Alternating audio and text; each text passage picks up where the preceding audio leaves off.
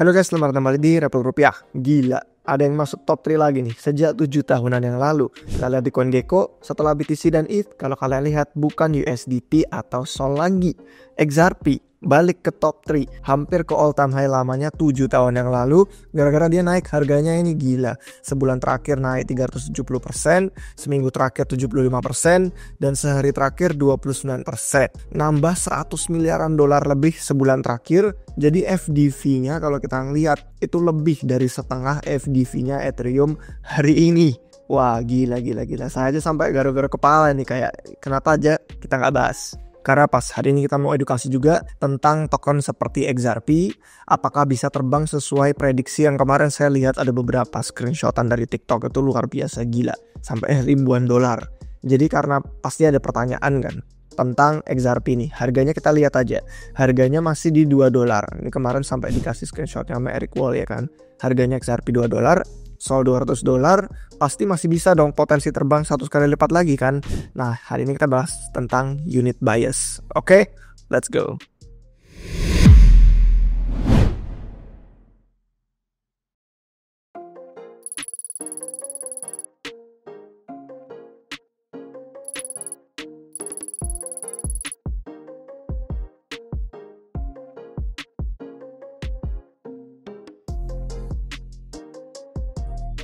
Oke guys, sebelumnya kita mau kasih congrats dulu aja untuk XRP Army karena nggak sedikit dan lumayan jadi dapat harapan karena selama ini nyangkut ada potensinya yang mungkin balik all time high yang lamanya yang udah 7 tahun lalu. Kayak di satu siklus kemarin aja dia nggak balik, jadi mungkin di siklus ini balik. Itu bener-bener congrats untuk yang masih pegang, karena misalkan mau nyangkut siapa tahu bisa balik modal atau setidaknya dapat profit sebagian daripada hilang bener-bener rungkat. Jangan lupa untuk TP selama perjalanan bull market, karena setiap kali ada opportunity untuk bisa take profit nggak ada salahnya, karena itu kan tujuan investasi juga untuk bisa melipat gandakan yang awalnya tadi kita entry. Jadi biar nggak round trip lagi kalau ternyata nggak bertahan lama, atau kalau misalkan kita nggak pengen nyesel dan memang butuh sesuatu untuk dipakai. Kalau masih percaya dan masih pengen hold dan malah pengen beli lagi atau segala juga, ya terserah kalian, monggo silakan. Karena kita kan bukan financial advice juga, jadi nggak bisa ngasih saran-saran apapun terkait keuangan pribadi kalian masing-masing. Kalau saya pribadi tidak seberani itu, bahkan dari dulu aja nggak pernah beli, dan sampai sekarang pun juga benar-benar merasa masih risikonya luar biasa tinggi. Opini kami tentang XRP masih sama, kalian bisa cek di channel YouTube Republik Rupiah dengan keyword XRP atau Ripple, pasti ketemu. Kalau sudah dari 2-3 siklus sebelumnya di kripto tuh pasti tahu yang namanya red flags, itu udah banyak banget bertebaran tentang XRP dan Ripple, dan benar-benar beda sih sama etos kenapa industri ini diciptakan. Terus juga siklus ini itu banyak yang pada akhirnya tuh sudah project-project legit bermunculan. Jadi kayak merasa waduh, dari banyaknya sekian hal yang bisa kita funding, kenapa kita nggak funding yang benar-benar real aja dan memajukan industri kita. Jadi pada akhirnya kalau secara long term risikonya itu nggak cocok sama saya pribadi dan teman-teman di Republik Rupiah. Tapi kalau misalkan ada yang cocok dan ternyata berani, ya tidak ada salahnya juga kan, tidak bisa memaksa. Jadi daripada kita ngevat berulang kali dan bikin video yang sebelum-sebelumnya juga udah pernah dibikin sama RR, kita bahas tentang unit bias. Ini edukasi buat yang masih belajar pengetahuan dasar aset kripto. Jadi kalau bermanfaat jangan lupa share nanti ke teman kalian atau ke keluarga, karena unit bias ini kita bisa mengulang kembali tahun 2017. Pertama kalinya juga tuh si XRP pernah menyalip juga Ethereum dan posisinya ada di top 2. Jadi top 3 ini bukan pertama kalinya ya untuk XRP. Bahkan gara-gara nyalip stablecoin USDT tadi juga sampai bisa di bawahnya Bitcoin Ethereum persis. Nah sebenarnya kita ngomongin tentang tahun 2017 itu tahunnya spekulasi kripto jadi mainstream. Jadi untuk yang belum pernah, ada sedikit kilas balik, siapa tahu bermanfaat untuk kalian. Itu adalah pasar tidak didominasi sama penggemar kripto sejati lagi, yang bisa dibilang kayak OG. Dan Wall Street itu belum masuk. Jadi yang pada dominan di sana itu retail mainstream yang bisa dibilang mereka nggak punya banyak wawasan kripto sama kayak yang udah early di kripto sebelumnya. Jadi kalau udah lama di pasar kripto, udah melihat ada aja hal-hal baru yang populer yang alasannya tuh bener-bener konyol. Jadi kalian bayangin aja deh kalau misalkan kalian musician gitu kan, musisi di tahun 2012. terus saingan untuk trending nomor 1 di YouTube. Pasti nggak peduli seberapa berkualitasnya lagu atau musik atau suara, yang terbaik di dunia itu tahun 2012 kalah sama viralitasnya Oppa Gangnam Style. Ingat apa enggak kalian? Oppa Gangnam Style jadi bisa disamain kayak unit bias yang nanti kita bakal bahas. Itu tentang aset-aset kripto yang biasanya bisa dianggap lebih canggih teknologinya dan benar-benar menjunjung tinggi etos industri ciptain ya. Gara-gara dulu ada Bitcoin, gerakan-gerakan cypherpunk, terus pengennya yang desentral. Itu kalah populer di pasar yang tidak menganggap hal-hal itu bernilai di mata mereka. Jadi saya sering nih kalau misalkan naik GrabCar atau GoCar gitu kan, kalau ngobrol sama drivernya, pasti token yang dikenal sama driver tuh token-token yang bisa dibilang murah harganya. Jadi mereka bisa pegang banyak token, entah itu ribuan sampai ratusan ribuan atau jutaan. Jadi dibandingin sama Bitcoin, kalau kita ngeliat satu BTC kayak mahal banget gitu kan, harganya udah ratusan juta rupiah, miliaran rupiah. Jadi bener-bener gak menarik di mata orang yang menganggap itu kemahalan. Kalau beli token yang masih murah itu bisa naik kan harusnya, pikir mereka gitu. Jadi ya di tahun 2017 itu bukan cuma di siklus ini, bukan cuma di 2021 juga, udah dari 2017 kita lihat ada persentase keuntungan dari token kripto yang kita lihat dari top 27 gitu ya, peringkat 27 teratas. Itu ada satu hal yang jelas, kalau pasar itu kurang suka sama aset kripto yang desentral, yang teknologinya canggih atau digunakan di dunia nyata. Pasar itu lebih suka sama yang harganya itu di bawah digit $1. Jadi yang harganya itu cuma beberapa sen. Nah ini kita bisa lihat screenshotnya di sini. Jadi benar-benar ya dari harganya aja kalian tahu yang di atas performanya itu kenaikannya benar-benar terbang, menguntungkan orang, profitable gitu kan bisa dilihatnya. Itu yang harganya beberapa sen. Dan ini return dalam setahun. Jadi edukasi video ini adalah untuk menjelaskan unit bias ke teman kalian yang mungkin masih newbie di kripto, atau mungkin kalian pengen butuh refresher juga untuk pengingat, reminder tentang apa itu supply token, apa itu market cap, dan apakah jawabannya itu bisa nggak sih beneran XRP itu kayak prediksi yang dianggap teman kalian berusaha meyakinkan $1.000. Nah, pertama apa itu unit bias? Jadi unit bias itu sebenarnya udah kita bahas ya di video yang ada di 6 pengetahuan dasar kripto dan blockchain. Ini ada playlistnya khusus di channel YouTube Rupiah. Jadi kalian bisa lihat langsung. Ada video yang judulnya ini, kesalahan ini dijauhi investor yang sukses. Ada yang pengalaman. Jadi di situ ada bahasan salah satunya unit bias. Dan unit bias itu kayak kecenderungan kita pengen pegang satu unit utuh. Karena kita puas kan kalau bisa beli satu koin atau satu token itu utuh, bukan pecahan kecil. Jadi daripada 0, sekian lebih enak punya utuh atau kalau lebih. Terus kenapa banyak korban dari penipuan memes atau penipuan-penipuan yang mengutamakan mereka tokennya murah gitu kan, beli cuman karena daripada pemegang 0,05 BTC lebih milih mereka pegang 5.000 atau 5 juta token yang lebih murah dianggapnya, karena kesannya jadi lebih banyak kan, padahal nilainya tidak seberharga Bitcoin meskipun pecahannya kecil. Nah itu unit bias. Jadi kalau gitu caranya gimana? Solusinya harus paham market cap. Itu yang sederhana, yang simpelnya paham market cap. Dan market cap itu juga udah pernah kita bikin videonya khusus. Jadi di playlist ini banyak banget deh info-info yang pengetahuan dasar bisa kalian manfaatkan. Di sini judul videonya tentang market cap itu apa, gimana cara ngitungnya. Dan market cap itu intinya market cap sebuah aset kripto itu intinya adalah nilai dari semua koin atau token yang ada di pasar tersebut. Jadi kalau misalkan kita mau ngelihat kayak di CoinGecko gitu ya, sebelum kita ke XRP secara spesifik, misalkan di Bitcoin. Nah, market cap-nya dia ini yang 1,9T itu dihitungnya dari supply beredarnya dia yang ada 19,8 juta kurang, itu dikali sama harganya saat ini. Jadi nilai semua token yang beredar di pasar itu adalah market cap. Dan kalau supply beredar dikali harga per unit, kalau misalkan kalian bingung dengan angka yang segede gini, anggap aja kalau cuma ada 10 token dan masing-masing token harganya Rp1.000, ya berarti market cap-nya tuh 10.000. Jadi itulah kenapa di CoinGecko kalau misalkan kalian ngelihat ada kripto yang harganya mahal tapi diurutkan peringkatnya tuh lebih rendah daripada yang harganya murah tapi diurutkannya tuh peringkatnya di atas.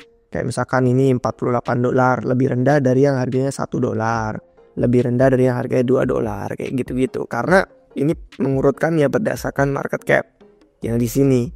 Jadi market capnya dari yang paling gede ke yang paling kecil, ngurutin ya, bukan berdasarkan harga. Kalau misalkan kalian pengen, langsung aja tengok di playlist yang tadi kami kasih, pengetahuan dasar kripto di Republik Rupiah, itu bakal ada banyak penjelasan lebih lanjut. Jadi kalau kita mau ngambil keputusan cuman karena harga satu koin atau satu token itu lebih murah, itu jadi konyol kesannya. Karena aset kripto apapun, bahkan Bitcoin, harganya bisa receh Bitcoin.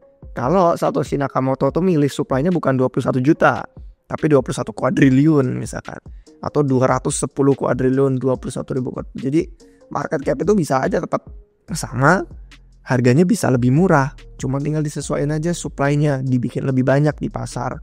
Jadi nggak ada bedanya, cuman di dompet kita kesannya kayak punya banyak BTC, padahal secara value uangnya sama nilainya gitu.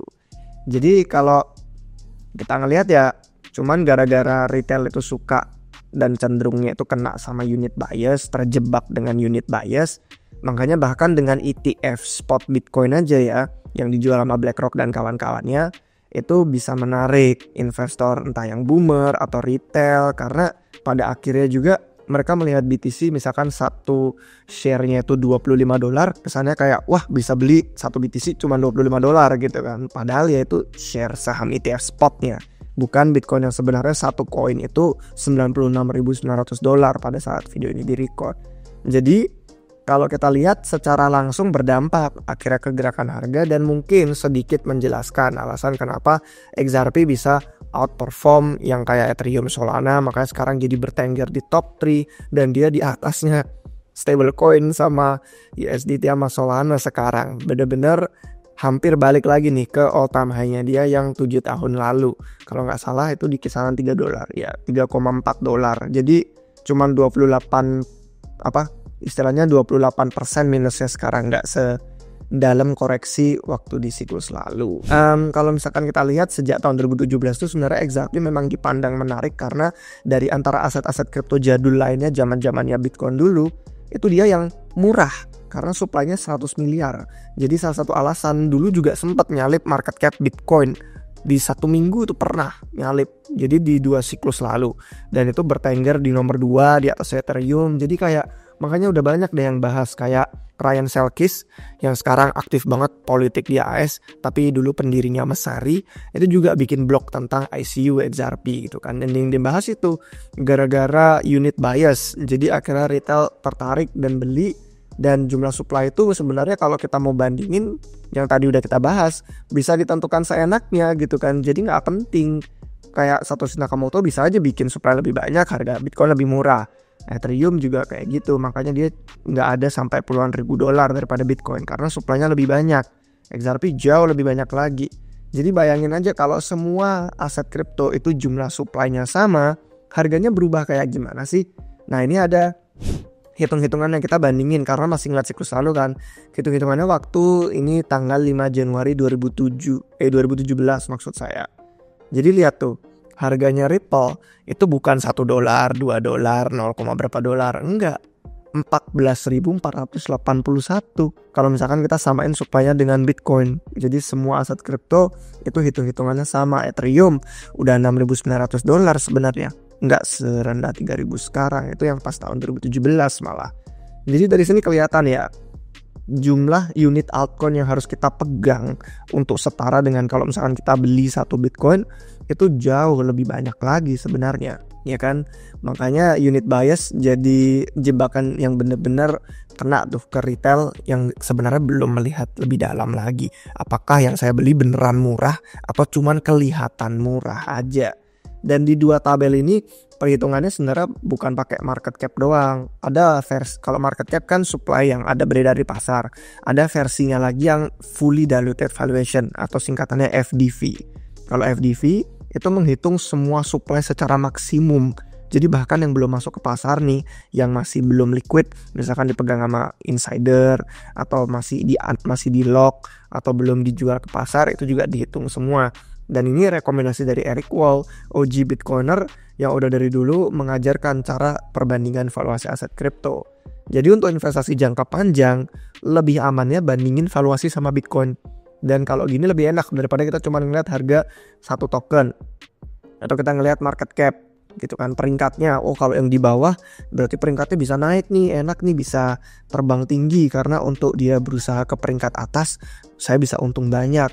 Tapi ya itu, makanya keren sekarang di CoinGecko udah bisa di customize. Kita bisa ngurutinnya bukan dari market cap, kita bisa ngurutinnya dari FDV. Dan sebenarnya kalau diurutin dari FDV itu banyak banget yang urutannya itu sudah di atas tinggi banget gitu kan, mendekati Ethereum dan Bitcoin, bahkan dengan supply mereka yang masih pada belum beredar. Jadi ya ini baru peringkat top 100, belum kalau top 200-300 ada lagi juga yang FDV-nya sebenarnya gede, cuman jadi kelihatan peringkatnya bawah gara-gara hal-hal yang tidak terlihat di balik layar. Itu yang menjebak newbie kalau hanya sebatas melihat dari peringkat di CoinGecko atau harganya aja satu token atau koin murah atau enggak gitu.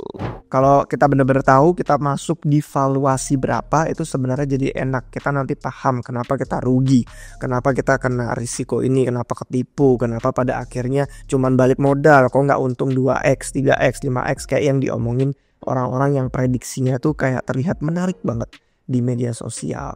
Ada contoh terakhir aja untuk menutup video ini tentang Zcash. Jadi Zcash ini waktu tahun 2017 sebenarnya supply Zcash itu kalau ditambang semua sama dengan Bitcoin 21 juta.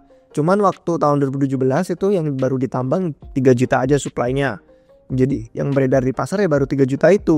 Makanya kelihatannya di market cap itu cuman 1,7 miliar dolar di tahun 2017.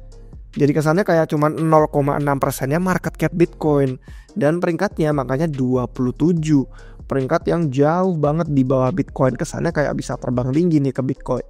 Tapi harga Zcash yang 589 dolar ini itu sebenarnya 3,5% harganya Bitcoin yang di tahun 2017 itu 16.800 dikit gitu. Jadi kalau kalian mau beli pakai BTC anggapannya nih ya, beli Zcash itu harus bayar 0,035 BTC. Dan selain itu kalau kita beli Zcash di harga 589 dolar ini dan nanti makin banyak supply-nya yang ditambang masuk, pengen harganya tetap bertahan seiring waktu, itu Zcash jadi harus market cap-nya 12 miliar dolar loh, yang mana peringkatnya sebenarnya lebih tinggi dari 27, peringkatnya 12 di tahun itu 2017. Jadi bahkan dengan valuasi yang bertambah segitu banyaknya, supply tambah di pasar, kalian cuman balik modal doang. Cuman beli di 589, ya harganya tetap di 589 dolar. Padahal market cap-nya nambah, supply-nya nambah di pasar. Jadi sayang sekali kan, metrik supply beredar gitu, circulating supply itu jadi kesannya kayak menipu. Karena kita nggak benar-benar melihat sesuatu yang ada di balik layar yang masih belum masuk ke pasar. Dan ini tampaknya jadi disayangkan karena kebiasaan kita bandingin dari circulating supply doang. Jadi waktu bandingin valuasi aset kripto sama di tahun 2018 itu juga nih ada tweet dari Box Mining. Dia berusaha nunjukin perbandingan altcoin sama Bitcoin tanpa unit bias katanya sih. Tapi sebenarnya dasar hitungannya dia supply beredar. Jadi circulating supply walaupun pesannya bagus sama kayak pesannya Eric Wall, tapi harus hati-hati dengan circulating supply karena di daftar dia Zcash itu peringkatnya 28, lebih rendah dari yang tadi 27 atau yang permisalan 12 peringkatnya. Jadi harganya itu bener-bener menipu. Di sini kelihatannya Zcash itu 105 dolar.